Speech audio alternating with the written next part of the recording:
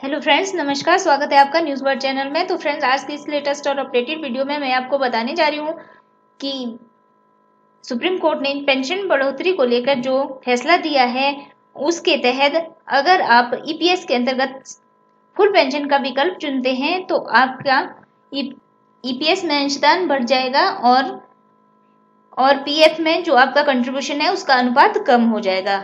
तो इस वीडियो में मैंने आपको इसके बारे में अपडेट दी है। तो फ्रेंड्स, उससे पहले करना चाहूंगी एक रिक्वेस्ट, अगर आपने अभी तक मेरे चैनल को सब्सक्राइब नहीं किया तो प्लीज इस रेड कलर के बटन को दबाकर मेरे चैनल को सब्सक्राइब कर लीजिए और साथ में बेल का आइकन भी दबा दीजिए ताकि आपको आने वाले वीडियो की नोटिफिकेशन टाइम पर मिलती रहे।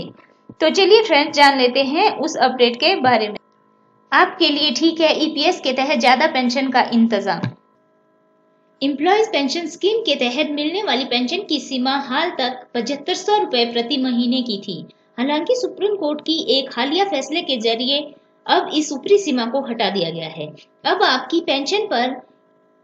पेंशन इस पर निर्भर करेगी कि आपकी आखिरी पेंशन, योग्य सैलरी, बेसिक सैलरी और महंगाई भत्ता मिलाकर कितनी थी। इस रूलिंग से लेबर एक्टिविटीज खुश है। भारतीय मजदूर संघ के all India general secretary Brijesh Upadhyay ने कहा, सुप्रीम कोर्ट ने सारा संदेह खत्म कर दिया है। अब सभी लोगों को उनकी आखिरी सैलरी के आधार पर पेंशन मिल सकती है। मेरी तो राय यही है कि कर्मचारी फुल पेंशन का विकल्प चुने।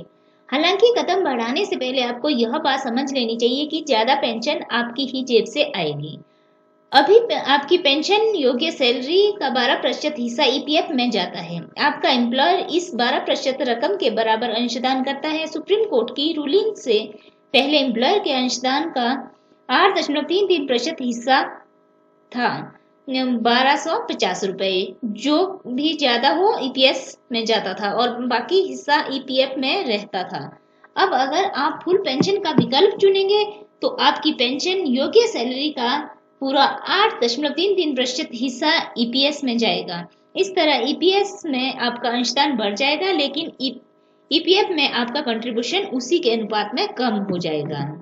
इसे इस तरह से समझा जा सकता है, अगर आप 58 साल के हो और 35 साल की सर्विस के बाद रिटायर होने वाले हो और फुल पेंशन चाहते हो तो आपको ईपीएफ में एम्प्लॉयर के अंशदान का पूरा 8.33% हिस्सा उस तारीख से ईपीएस में शिफ्ट कराना होगा जब से आपने नौकरी शुरू की थी।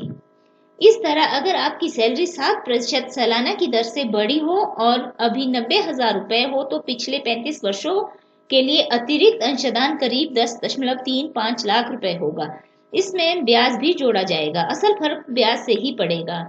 जब आप ब्याज जोड़ेंगे तो अतिरिक्त अंशदान करीब 45.15 लाख रुपए हो जाएगा। आपको यह पूरी रकम ईपीएफ से ईपीएस में शिफ्ट करानी होगी। ऐसा होने पर ही आप पूरी पेंशन यानी 45,000 रुपए प्रति महीना पाने के हकदार हो जाएंगे। अगर आप ईपीएफ में पैसा जमा करते रहने का विकल्प चुनते हैं तो हो सकता है कि आप इससे एन्युटी खरीदें।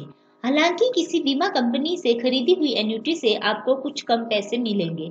उदाहरण के लिए, अगर आप एलआईसी जीवन अक्षय में 45.15 लाख रुपए लगाए तो आपको 32,054 रुपए की मंथली एन्युटी मिलेगी।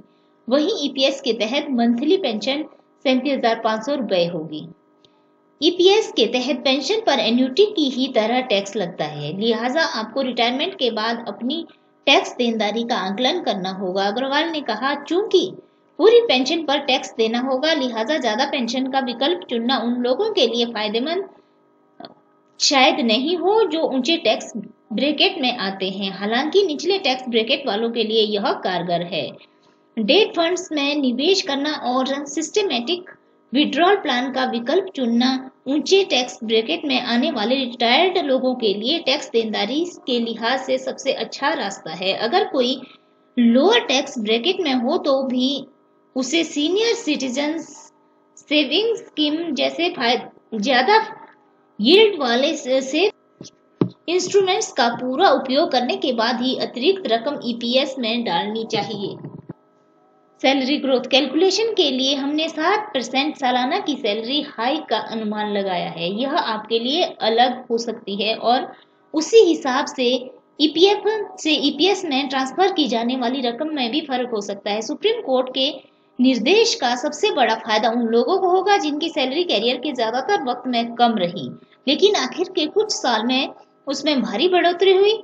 जोशी ने बताया, सैलरी में अचानक बढ़ोतरी के कारण इन लोगों को काफी फायदा होगा और उन्हें अधिक पेंशन का विकल्प चुनना चाहिए। अगर आपको इसका अंदाजा नहीं है कि समय के साथ आपकी सैलरी में कैसे बढ़ोतरी हुई, तो आप ईपीएफओ ऑफिस से इसकी जानकारी ले सकते हैं। इससे आपको पता चलेगा कि ईपीएफ से ईपीएस में कितना पैसा ट्रांसफर करना होगा। ईपीएफओ आपसी सैलरी ग्रोथ के आधार पर इस रकम की जानकारी देगा। ईपीएस का कॉर्पस काफी बड़ा है और इसे लेबर मिनिस्ट्री कंट्रोल करती है। ज्यादातर लोगों को लगता है कि यह रिस्क फ्री है। अभी ईपीएस में अधिक रकम आ रही है और इससे निकलने वाली रकम कम है, इसलिए यह सेफ प्रोडक्ट दिखता है। 2015-16 में पेंशन फंड से कुल 32,307 करोड़ रुपए आए थे, जबकि इसमें 13,545 करोड़ रुपए निकले थे। इससे 17,762 करोड़ रुपए का सरप्लस हो गया था। पेंशन फंड पर 2015-16 में 21,662 करोड़ रुपए की इंटरेस्ट इनकम भी हुई थी और इसमें लगातार बढ़ोतरी हो रही है। हालांकि आज के युवा कामगारों की जब उम्र बढ़ेगी और ईपीएस के तहत पेंशन की रकम में कई गुना की बढ़ोतरी होगी, तब स्थिति बिगड़ सकती है।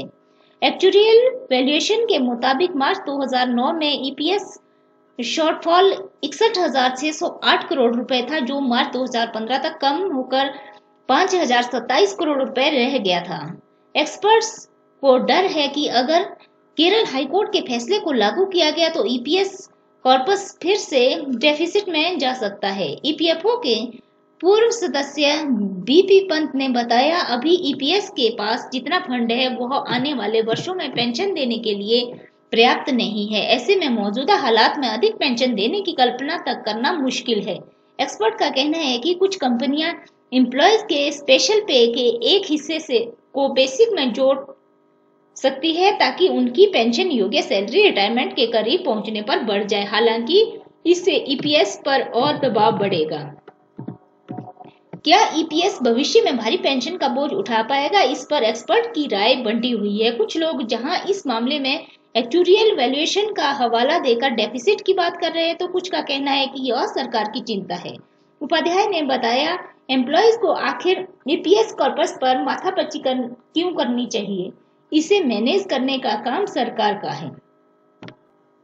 तो फ्रेंड्स, ये थी पेंशनरों को लेकर लेटेस्ट अपडेट। उम्मीद करती हूँ आपको ये जानकारी, ये वीडियो पसंद आया होगा। तो फ्रेंड्स, अगर ये जानकारी, ये वीडियो आपको पसंद आया तो प्लीज इसे लाइक और शेयर करना मत भूलिएगा। Thanks for watching this video. Thank you very much.